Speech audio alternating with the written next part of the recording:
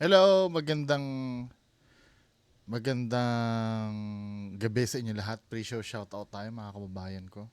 Bago doon sa main content, no? So, shoutout kay Sir Paul Michael Gonzalez. Hello, sir. Mhm. Sir Romel Andoy. Hello po. Wish Heart Star. Hello. Ah, Ma'am Nanay Riza ng Korea. Hello. Ito si Ma'am... Sino to? Si Ma'am Monski. Hello, Ma'am Monski. Kamusta na? Sir Neil Lester. Par TV, hello. Ma'am Erlin daw Balatukan. Mami Malagenya. Astro Jaeger Bomb TV. Hello. Sid Vicious. Sabi ka nyo, subscriber boss taga Santa Maria, Bulacan. Nakakatuwa yung upload mo habang nanonood ako. Pag medyo nangangalahati na ang panonood ko, inaantok na sabay bigla kang sisigaw. Salamat, sir. Sir Mayuri, hello. Sir GC719. Ma'am Jennifer Joy Sumande, hello. Kamusta ka na, ma'am? Ako okay naman. Sir Jonathan Eugenio, hello. Sir Bax Ayan. Sir Bon, hello. Sir Bryle Jovan Gamiao. Sabi ni Ma'am Karen, boss mo sa Tagaytay, meron ako napuntahan na albularyo legit. Paano ko nasabi legit? Pumunta kami doon para magpagamot dahil isang linggo halos sumusuka ako na may kasamang to yung dahon. Tapos nirecommend sa amin.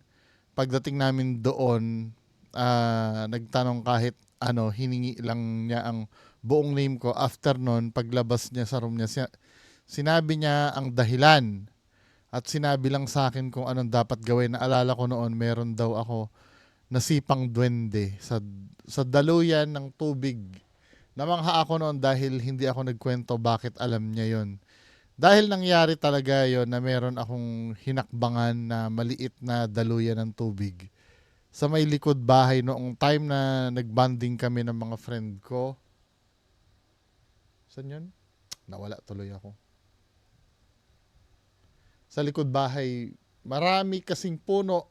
Namitas kami ng sampalok after noon, kinagabihan, iba na ang pakiramdam ko. After niya binasa ang pagtatawas niya sa akin, nagtanong ako kung magkano ang bayaran ko. Ayaw niya tumanggap ng bayad. Kahit anong pilit ko na bigyan siya ng pera, ayaw niya talaga tanggapin. Dahil ako ang nahihiya pag alis namin, bumili ako ng soft drinks at tinapay para ibigay sa kanya. Bumalik kami para ibigay. Legit siya after nun naging maayos ang pakiramdam ko.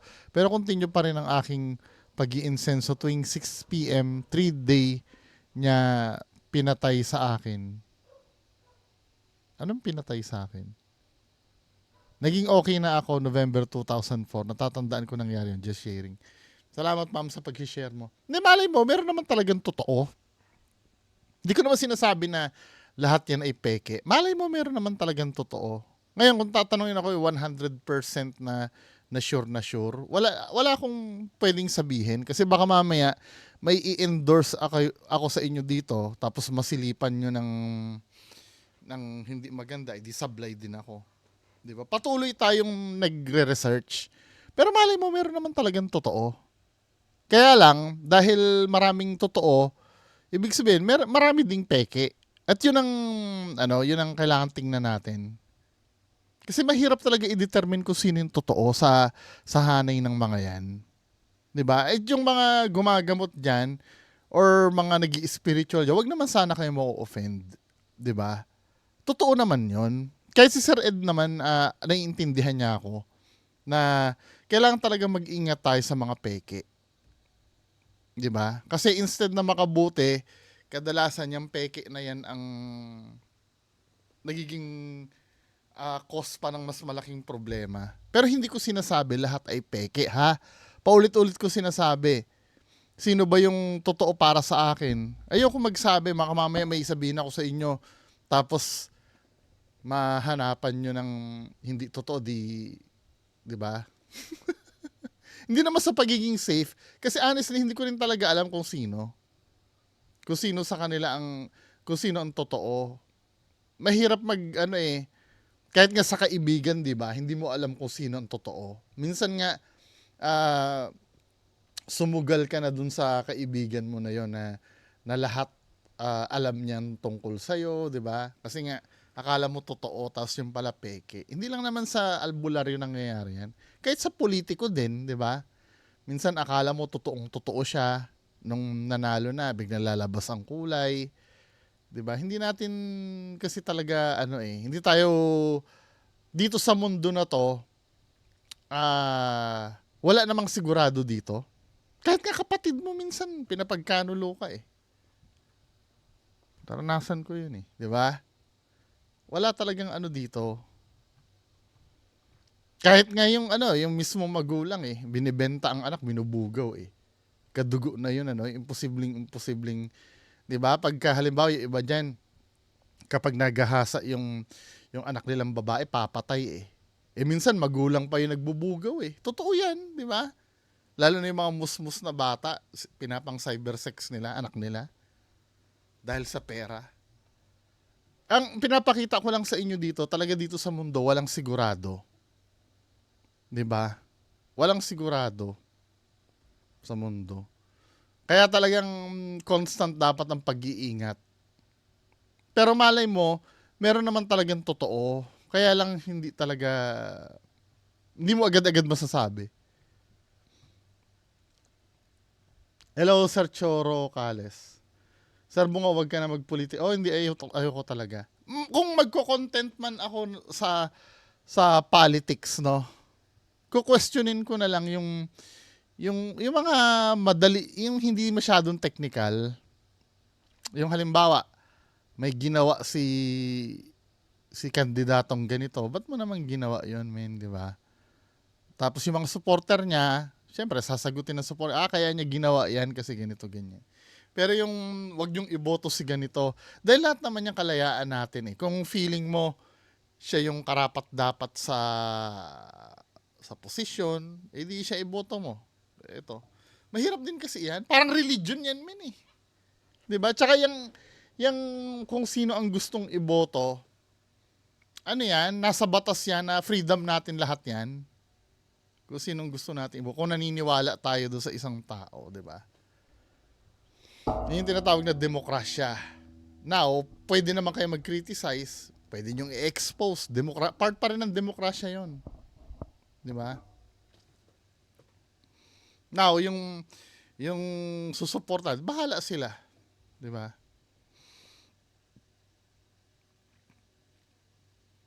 Ganyan din naman sa pagdating sa Ghost Hunter, ganyan din, bahala din sila. Sabihin ko manloloko yung idol nyo, suportahan nyo kung gusto nyo pa rin. 'Di ba? Wala namang pipigil sa'yo, magpadala pa kayo ng pera. Ubusin nyo pa yung kabuhayan nyo dyan sa idol nyo, 'di ba? Sinasabi ko lang na peke. Hello, Sir Ma'am Victoria Protasio. Sir Lempo Franco Official. Hello, sir. Ma'am Imelda Basquines. Sir Joseph Santos Sef. Hello po. Boy Cafe TV, San Fernando daw siya. I-PM nyo nga ako. Yung talaga nasa San Fernando ngayon, ha? May itatanong kasi ako. Hindi pwede dito sa alam nyo na, 'di ba? Baka maunahan. Joke lang, 'di ba? Sir Kopico, hello. Real Love Hana, hello. Wala namang matinong mga kandidato ngayon, lahat mga mukhang pera lang. Pag mga ngampanya, kakamayan mga tao. Plastic pag nanalo, di na malapitan mga plastic. Sana sakupin tayo ng mga Hapon. Mas maganda pa ang Pilipinas. Alam mo minsan iniisip ko to, no? Iniisip ko to minsan, hindi naman dahil hindi na ako makabayan. Iniisip ko to, what if, no? What if nung panahon ng mga Americans or Spanish, hindi naghimagsik ang mga Pilipino? or particular ng panahon ng mga Amerikano, paano kung naging state tayo ng US? Kamusta kaya tayo? Di ba yung katulad ng Saipan, ng Hawaii, di ba US yon? Parte ng teritoryo ng US. Kamusta kaya tayo, no? Ang currency siguro natin dollars, no? Di ba? Paano kaya tayo nun?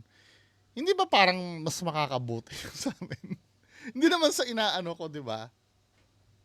Kasi may mga kilala ako na friend ko na nasa Hawaii. Parang ang ganda ng buhay nila.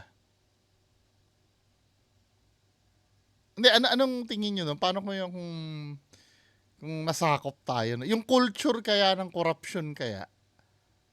I'm so sure lahat naman ng gobyerno may corruption. Even US, I believe may corruption yan. Pero kamusta kaya ang ano natin ngayon? Poproblemahin pa ba natin ang brownout?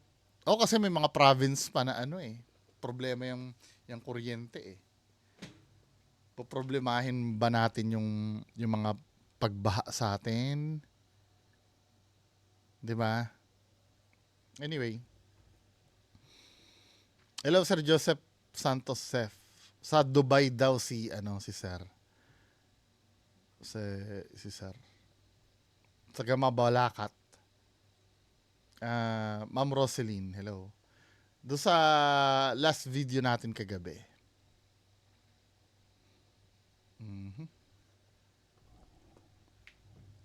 Saan yung last video kagabi? So ito yung tiyanak, no?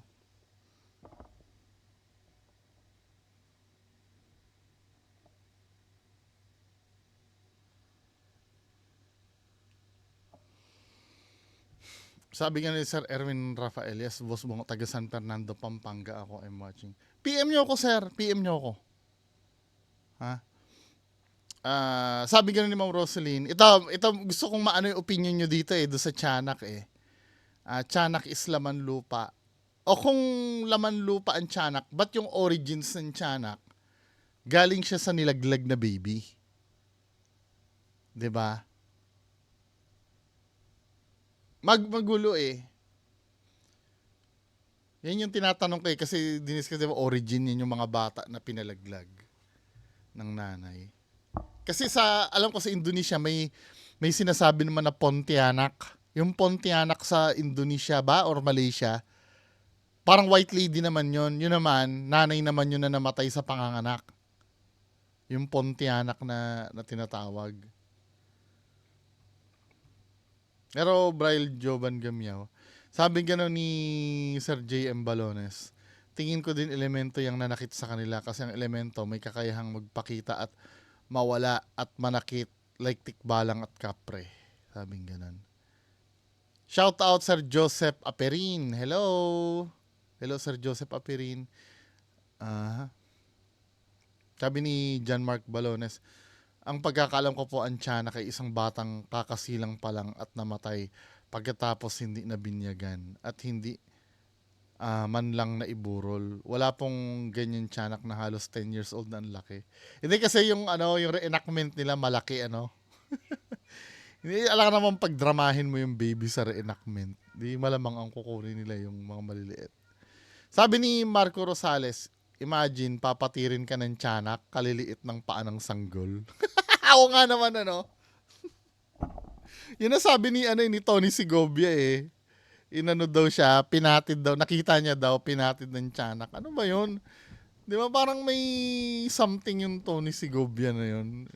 Hindi, para sa akin, ako naniniwala kayo, di okay lang. Hindi ko naman kukontrahin Kaya lang yung sinabi niya, 3 daw ang nakita niya yung tiyanak, yung isa, sumakay daw sa balik. Yung may nadapa yung isa pinatid daw. I don't know kung ano ginagawa nung isa. So next, kay Manuki. Sabi ni Ma'am Manuki, ang mga tiyanak, mga demonyo, kaya nilang magpalit ng anyo demonyo nga sila Diba? Diyan na naman papasok yung kanya-kanyang interpretasyon yung talagang hindi ang sabi dun sa rated kay bata daw yun na pinanganak na pinalaglag something like that Hindi siya demonyo in origins. 'Di ba? Nag-i-struggle pagka ang isang bagay kasi walang solid na explanation. Nag-i-struggle tayo eh. Ma-maintain lang yung paniniwala na 'yon. 'Di ba? Nature nating humans 'yan. Kapag halimbawa may kinapitan na tayong isang paniniwala, nag-i-struggle na tayo na pangalagaan yung paniniwala na 'yon. Kahit minsan kasi alam mo ng hopeless na eh. Parang ganito 'yan merong isa dito na yung kay Sir Jay Costura, papakita ko sa inyo ha. Yung funny moments ni Jay Costura dito. Nag-i-struggle din yung supporter niya na ipagtanggol. I don't know kung makaka-capture ko pa dito yung comment nung ano niya. Yung parang bang ang nangyayari, nag-a-adjust tayo sa dapat, 'di ba ito katulad nito. So ito, sinabi ni Sir Jay Costura dito. Parang 3 butas ang nakita ko sa ulo niya. Sabi niya 3 butas daw ang nakita sa ulo niya, sa puso niya. tapos sa puso niya. So ibig sabihin, pwedeng ang nangyari, yon, all over the body yon. Binaril sa ulo, pati sa puso, kaya 3 butas. Pwedeng 2 sa ulo, 1 sa puso, or pwedeng 2, 1 sa ulo, 2 sa puso. Basta, ang importante, 3 butas ang nakita ni Sir Jay Costura dito. Tama ha? Pura ng baril na parang malapitan ako. Parang 3 butas ang nakita ko sa ulo niya, tapos sa puso niya. 3 butas daw ang nakita niya, no? Sabi nung manghuhula. Ilang bala tumama sa ulo niya? 5 po. Di 5, di sablay. 'Di ba? Yung ulo at puso, 3 na daw yun eh. Sa ulo pa lang pala 5 na yung tumama eh. Sablay. O paano ipagtatanggol ng mga yan? Paano ipagtatanggol ito? May sagot dito eh. Ayoko, binura na yata yung sagot ng supporter niya. Pero ang sagot ng supporter niya dyan, pwede daw kasing mangyari yung 3 butas na yon, sa isang butas daw 2 ang pumasok.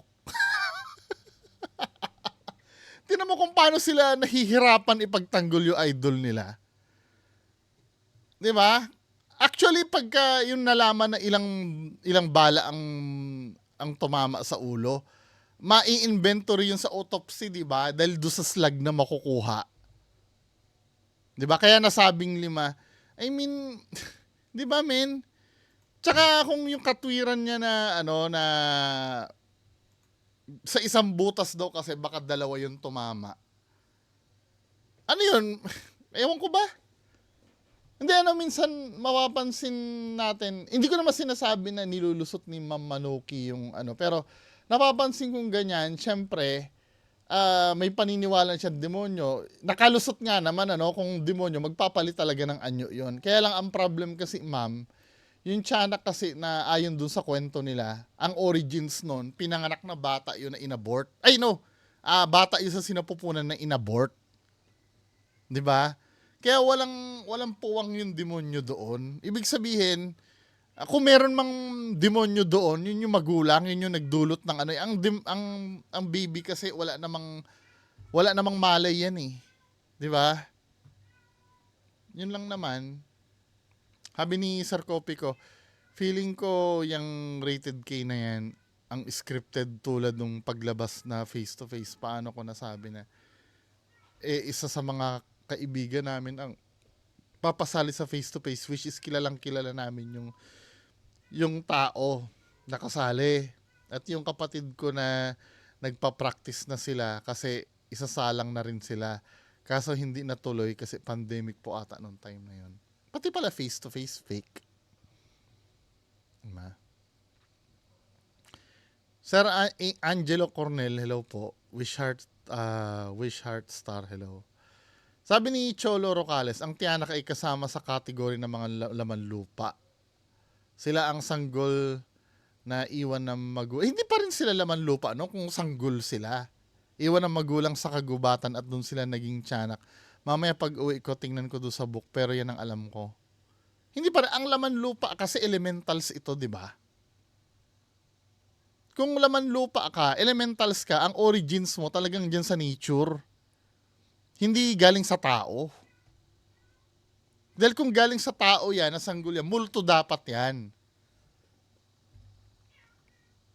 Ang pinag-aawayan natin yung origins. Hindi naman pinag-aawayan, pinagdidiscussion natin. 'Di ba? Wala namang sinasabing laman lupa. Kasi kung laman lupa yan, ever since hindi magiging tao yan. Never pa ako nakarinig na dating tao na naging laman lupa.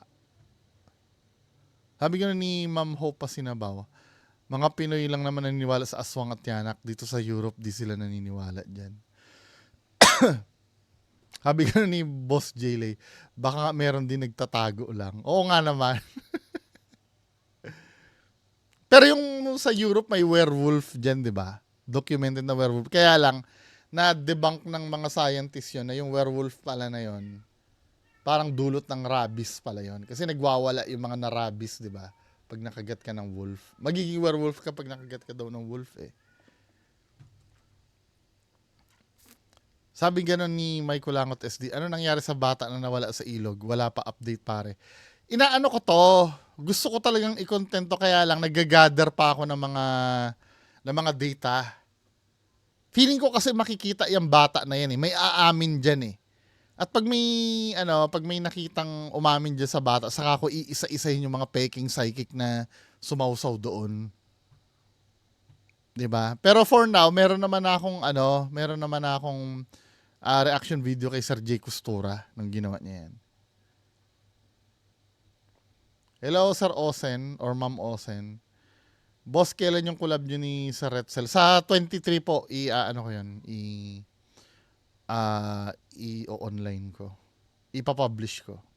Sabi ni Sir Momong, bro bungo, di ako convinced pag kababalagan segment kay Corina. In fairness, mas okay pa sa KMJS. Sa KMJS kasi may sumusuri talaga dun eh. Na expert, tsaka skeptic. 'Di ba? Dito sa Rated Corina, wala eh. Sinasakyan lang nila yung wala naman kasing evidence gaya ng maipakita sa CCTV or hidden camera. Karamihan ay puro kwento lang din. Not sure kung yung mga ini-interview ay nagsasabi ng totoo o nagagagawa lang ng kwento.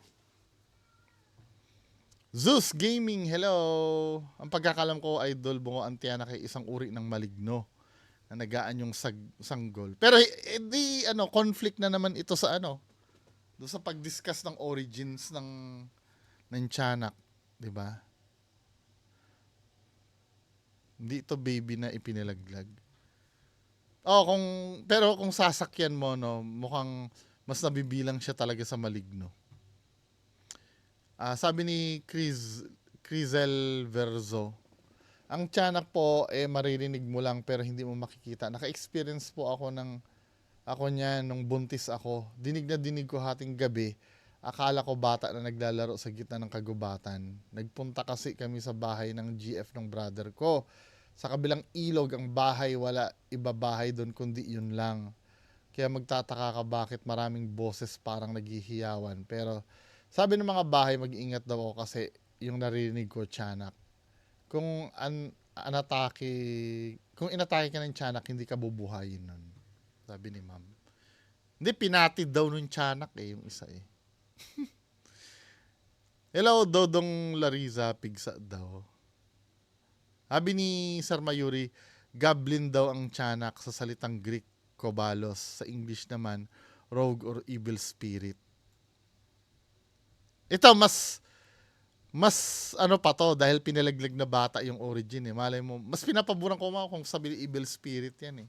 Pero kung evil spirit to sabihin mo, kinagat ka. 'Di ba? Hindi malay mo, pwede naman kumagat, nakakalmot nga ang eh.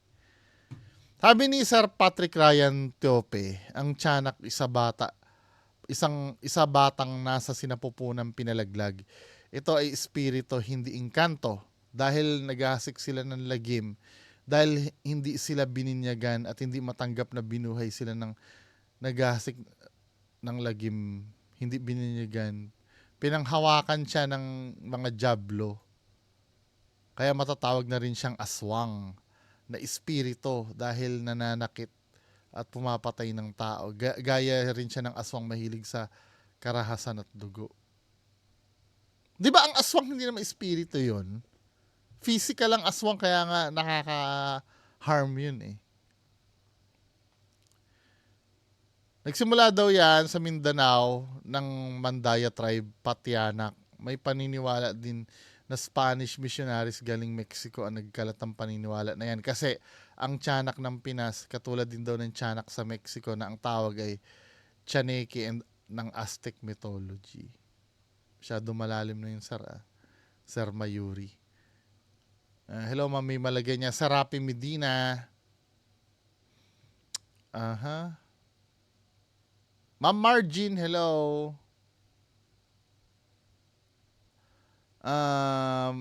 Sir Mori. Sabi ang tiyak ko dito sa Japan ay yung baby na namatay at baby na pinalaglag na tawag sa kanila ay Zazuki Warazuki or baby's angel spirits na naghahanap ng pagmamahal ng isang ina na pinagkaitang mabuhay ng isang ina na tinuturing nila ito isang swerte sa buhay pag nagustuhan ka, lalo na kung isa kang mapagmahal at mabait sa mga bata. Ibibigay niya kung ano yung kahilingan at kung pag nakipaglaro ka rin sa kanya, bibigyan mo siya ng gusto niyang laruan, ibibigay niya ang hilig mo. Uy, okay yan ah. Makipaglaro tayo sa tiyanak.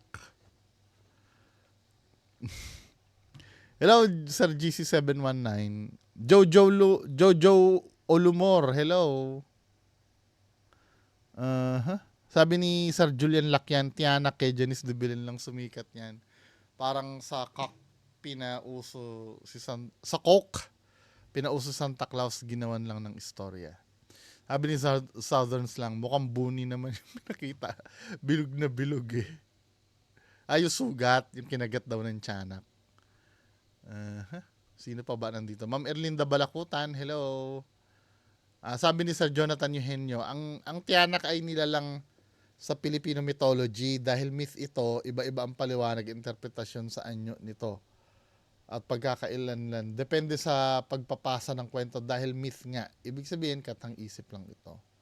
Hello, Sir Mart San. Si Sir Jenny Rose Panugas. Lalo na yung mga ghost hunter na nakikita talaga, natatawa na lang ako. Lalo na tong Red at Donsky ba yun? Hay, sana nilagyan nilang nila ng imagination purpose only ang mga video nila. Parang sa movie lang. Elemento lamang lupa daw, sabi ni Mir for Highlights.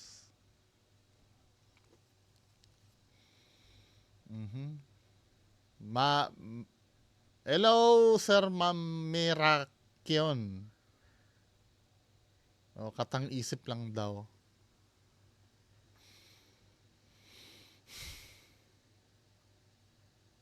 Sabi ni Ronald Perez, si Sir Ed tanungin mo din sa kanya kung totoo talaga ang tiyanak. Kasi kung sa KMGS, sa mga fake ghost hunter, fake talaga yan. Magtatanong tayo, mas nakakaalam. Sige nga, tanongin ko. Hello, Sir K. So maraming salamat po sa inyo. Proceed tayo sa main content natin.